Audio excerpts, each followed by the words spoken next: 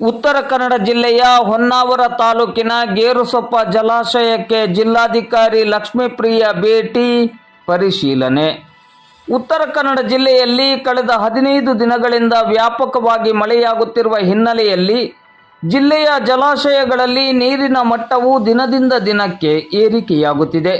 ಈ ನಿಟ್ಟಿನಲ್ಲಿ ಜಿಲ್ಲಾಧಿಕಾರಿ ಲಕ್ಷ್ಮೀಪ್ರಿಯ ಅವರು ಇಂದು ಗುರುವಾರ ಬೆಳಿಗ್ಗೆ 11:30 ಗಂಟೆ ಸುಮಾರಿಗೆ ಹೊನ್ನಾವರ ತಾಲೂಕಿನ ಗೇರುಸೊಪ್ಪ ಜಲಾಶಯಕ್ಕೆ ಭೇಟಿ ನೀಡಿ ಪರಿಶೀಲನೆಯನ್ನು ನಡೆಸಿ ಅಲ್ಲಿಯ ಅಧಿಕಾರಿಗಳೊಂದಿಗೆ ಚರ್ಚೆಯನ್ನು ನಡೆಸಿದರು. ಈ ಸಂದರ್ಭದಲ್ಲಿ ಗೇರುಸೊಪ್ಪ ಜಲಾಶಯಕ್ಕೆ ಸಂಬಂಧಪಟ್ಟ ಅಧಿಕಾರಿಗಳು, ಸ್ಥಳೀಯ ತಾಲೂಕು ಮಟ್ಟದ ಅಧಿಕಾರಿಗಳು ಉಪಸ್ಥಿತರಿದ್ದರು.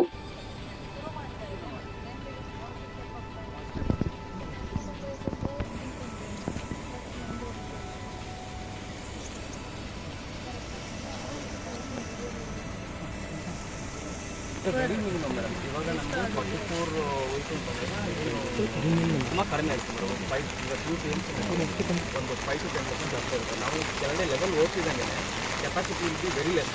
ನಾವು ಮೇಲೆ ಹೋಗ್ತಿದ್ದಂಗೆ ನಮಗೆ ಏರಿಯಾ ವೈಡರ್ ಆಗುತ್ತೆ. Very minimum. ಯಾಕಂದರೆ ನಮಗೇನಾಗುತ್ತೆ, ನೀರು ಬೇಗನೆ ಫಾರ್ಮ್ ಆಗಿರುತ್ತೆ. ಅಂದರೆ 40% ತುಂಬ ಲೋ ಲೆವೆಲ್ ಇರುತ್ತೆ.